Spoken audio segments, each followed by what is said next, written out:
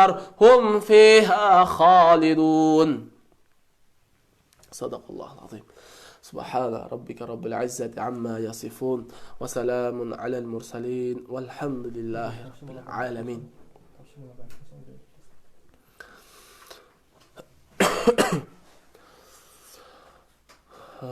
Bismillahirrahmanirrahim. Barыңыздарга Аллах шифа берсин. Ар бир Кур'ан аяттарыны жүрөктөрүңөргө, ооруларыңарга шифа кылсын. Угуп жаткан, өздөрүнү рукуя кылып, лечение кылып жаткан бир туугандарыбызга эскертүү. Күндө рукуяны 3 сааттан бейтаптар, сыйкыр менен, жин оору менен ооругандар көбүнчө ушулар күндө рукуяны 3 саат уксун. Ушул түз эфир дайым сакталып калат. Ушул жерден да укса болот. Же YouTube'дан да рукуя деп жазса чыгат. Бардыгы башка каарылар окугандар. Ошолорду рукуяны күндө 3 сааттан угуш керек. Жана Нас, Фалак, Аятал Курси эң сыйкырга, жинди, сыйкырды күйдүрө турган сүрөлөр. Ушулар дуа аяттар. Фалак, Нас ушуларды 100дөн окуш керек. 100 жолу. Ар бирини 100 жолудан Аятал Курси, Фалак, Нас. Дарат менен дайым дарат алып жүрүш керек. Намаздарына бекем болуш керек. Каза кылбай убактында зикирлерди көп аткарыш керек. Эрте менен кечки зикирлерди аткарыш керек. Ушуларды дайым аткарса, сыйкырдан, жинден толук кутулуп кетет иншалла. Ушул тапшырмаларды дайым аткарыңыздар. Аллах шифа берсин барыңыздарга. Амин. Я Раббил Аламин, Я Архамар Рахимин. Өзүңө мактоолор, алкыштар болсун. О жараткан эге биз өзүңө мактоолор айтабыз. Аллахым биз күнөөкөр, алсыз бенделериңен билип билбей кылган күнөөлөрүбүздү кечир, магфират кылгын.